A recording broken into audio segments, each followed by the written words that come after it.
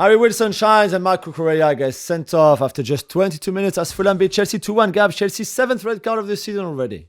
Yeah, look, you get sent off after 22 minutes. That's it. And this was so stupid. There's cameras everywhere. You're an experienced guy. You've won the Euros. You have Harry Wilson in an arm bar.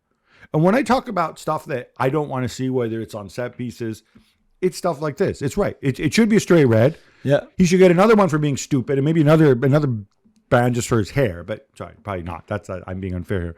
And obviously everything changes. And in the end, you could miss out on the Champions League because of this defeat. Yeah. Because at 11v11, with everybody out there trying to impress Rosenior, who's up in the stands, I mean, tell me I'm wrong.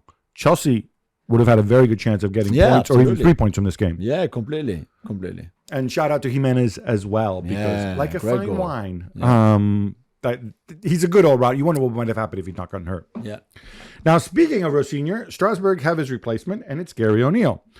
Jules, when we last saw this guy, he was getting fired from Wolves, to the team's second bottom in the league. I'm assuming fans aren't super excited about this. Nobody knew him until yesterday, pretty much, in Strasbourg and in France in general. Even Premier League fans, obviously he's not on your massive radar.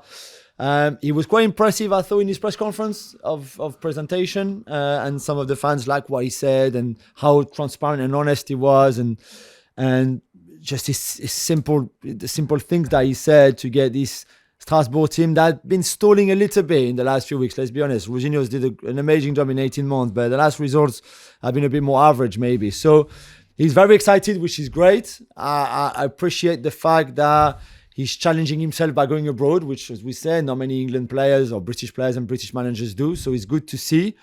And let's see, because he's got a hugely talented squad at Strasbourg that just needs to kick on from what Rosenior built, basically. So he actually did really well in his first season Yeah. at Wolves, to be fair. I'm not making fun of him about the sacking. Prior to that, I think he had a stint at Burnley. Other than that, I'm not really on the radar, not really mentioned here in England, where you would think this would be his wheelhouse. If Strasbourg is a nursery where your main job is to develop players, right? What evidence is there that he's good at that? I don't know, but I think I think tactically he's good. I remember him one day being on English television explaining his tactics, and that was very, very convincing, to be fair. I think he's got good ideas.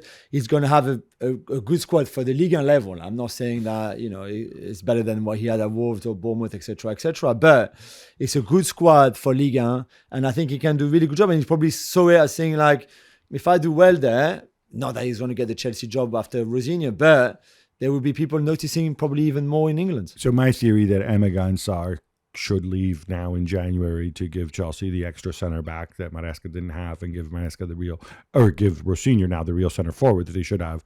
We don't think that's happening. I don't know. The only thing that Mark Keller, who's the Strasbourg president, said is that Valentin Barco is not going to move, because there was a few rumors that he might leave, maybe with Rosenior to Chelsea. I think they're going to keep him. For the others, I don't know. Surely they need the other guys more than they need Valentin Barco, no? He's been the best player this season. No, I know. I'm not. But in terms of what Chelsea need. Oh, yeah. I know the lap scored and stuff, but surely they need Emega. Sorry, I thought you meant Strasbourg. Yeah. Strasbourg. Yeah, absolutely. And another centre back might not be a bad idea. Absolutely. More Rosenior, Gab. Chelsea insists they paid a market rate to secure his release. Why is this important? It's hugely important because this is going to be scrutinized by by UEFA in their financial sustainability situations, and they need to show that they paid the proper compensation. I think you mentioned 15 million. Yeah, is that the number that was out there? 15, I was told, yeah. That is an absolutely extraordinary number. It also begs the question. It might be less, but that's what I was told, yeah. You own both clubs. Would you not have whoever you hire at Strasbourg as your coach sign a contract where there's some kind of break where he can cancel his contract for X amount to go to? Do you know what I'm saying? Yeah, but you can write all these things in. 10 to 15 million is just an enormous fee, I think. Jules, we're not done. We have more quick hits. Yes. Burnley and Manchester United, with caretaker boss Darren Fletcher at the helm, battle to a 2-2 draw as Benjamin Sesko bags 2 goals. Jules, I thought they were better in this game, Is it just a coincidence that Bruno Fernandes is back? Not just that he's back, but back in number 10, his best position in the 4-2-3-1. That made more sense, obviously, than what we saw under Amorim. I thought United were really good. Yes, it's a disappointing result in the end because you drop 2 points when it's very tight at the top. I was going to say between 4th and 14th, as we always say. And that was disappointing, but it's good for Sesko. Bruno played an hour and was excellent. We even saw Mount coming back. Dorgu with another assist. Fletcher would be in charge of the game against Brighton at the weekend in the FA Cup. And after that, we're not sure. But I thought for him and for the team, that was a decent performance. A good reaction. I thought they were good in the second half especially. And that was a good reaction. In the end, they equalized at 2-2. That's a worldie. I'm not going to blame anybody for that. And according to reports, Gabby, United's plan is to turn to an interim boss until the summer to give them time to pick the guy they want. Ole Gunnar Solskjaer and Michael Carrick have been mentioned. Fletcher too, obviously. Do you like this strategy? So I think the strategy makes sense because in the summer you'll obviously have more time to plan, more time to go and approach people.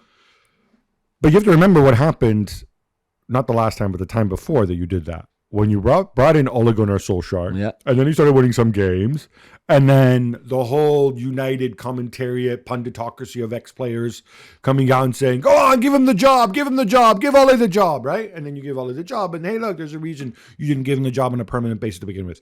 I would not appoint Ole Gunnar Solskjaer. Michael Carrick seems more reasonable, but if you appoint Michael Carrick, who's already had success at club level, you have to go to him and say, listen, Michael, this is not going to lead to a permanent job. I think you cannot be under any illusions here if this is your strategy. You have to pick one path and go with it. Otherwise, just give the job to Michael Carrick. Aston Villa also dropped points as they're held to a 0-0 draw at Crystal Palace, which means that if Arsenal beat Liverpool when they square off in a few hours, they'll be 8 points clear. Unai Emery is going to be disappointed because this time I thought they were actually unlucky. Yeah, although Palace in the second half had a really, really strong period where they could have scored 2. The draw is probably fair in the end, but if you're Villa and the form that you've been, bar the defeat at Arsenal, it's a game that you should have won really because Palace haven't been good. We say how tired they are, all of them. They've played far too many games on a very small squad. So it was it would feel like 2 points drop for sure. It is slightly ironic. Villa start playing better like they did in the first half against Arsenal, which I thought Villa were really good. And in this game, and this is when they drop points. Heartbreak for the man with 2 first names, Jules. Antoine Semenyo scores in the 5th minute of injury time, and Tottenham lose away to Bournemouth 3-2. Yeah, the draw would have been a fair result because Spurs, for once, were actually not too bad, but why Jed Spence... It's the 95th minute. It's 2-2 away from home. Just keep that result. And Jed Spence going forward, losing the ball so cheaply and so naively. And then 2 passes later, Semenyo scores a great goal to win it. It's another defeat for Spurs. It's bad for Thomas Frank again. It's bad for this team. Palhinha with a worldie. He only scores worldie. We've said that before. But even when it looks like you're going to make a step forward, then it's 2 step backs, and it can't continue like this. Would you make it Mickey Van de Veen's dive? I thought there was an early foul anyway, and then it goes so quickly that I don't think he's looking for the foul. No, I don't think so. I think it's not a pen, but I just don't think the referee should have given it. It was pretty obvious that it was a kind of got together, I think. I do agree that there probably was an early foul. Once you stay on your feet, you cannot throw yourself into the air like that and then swing your leg out so to make sure you hit the opponent. That is called diving and cheating. And people say, oh, well, he's a defender. No, he makes enough forward runs. He's been a professional footballer for what, 15? Well, not 15 for 15 years, but he's played football competitively for probably 15 years at this stage. He should know how to handle those situations. Speaking of Frank, he thinks it's sad that he was asked why he was drinking his espresso out of an Arsenal coffee cup. Yeah. All right, so if you somehow missed this story because it went viral everywhere, there's pictures, and at first we both thought this is some kind of AI generated slop nonsense, but no, they're real because the pictures are from Getty, who of course are a big photo agency, of him walking out onto the pitch, and he's got his little espresso or espressino in Thomas Frank's case, and it has an Arsenal logo on it. So he was asked about. People said, "What's he doing? Is he trolling?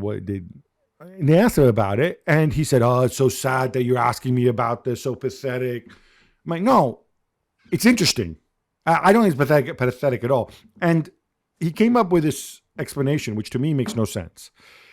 Basically, and I'm going to try to summarize it, but essentially, Brentford played at Arsenal played at the Vitality Bournemouth at the weekend On Saturday, yeah. and I'm guessing they maybe brought their own cups. And when he made his coffee before, or he had a servant make his coffee for him, the servant didn't notice and reached for the cups, which maybe Arsenal aren't tidy. They don't clean up after themselves. Maybe. I don't know.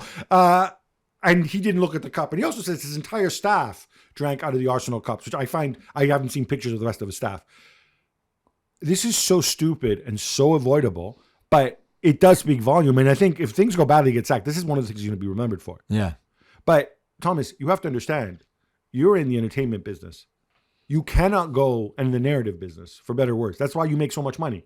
You cannot go and walk around with an Arsenal cup and say, "Oh, it's stupid of you to ask me about it. It's entirely normal." No, it's not freaking normal.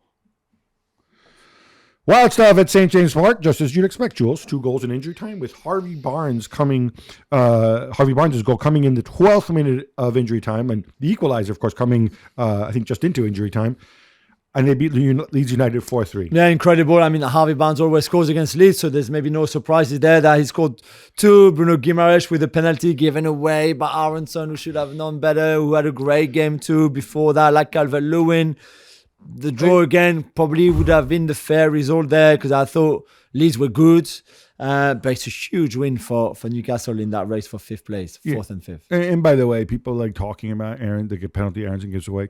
Enough of this nonsense. Like, well, he has to use his arms to jump. Like, there is a way for you to jump, especially when you're that far away and you're like in the far corner. There is a way for you to do it without having your arms swing out. He was just uncoordinated when he did that, and that's it. And just move on. Don't look now, but Brentford are 5th in the table, Jules, after smacking Sunderland 3-0. And Igor Thiago, who I didn't even think was the best guy named Igor in the Premier League. I had him at 3rd going into the season.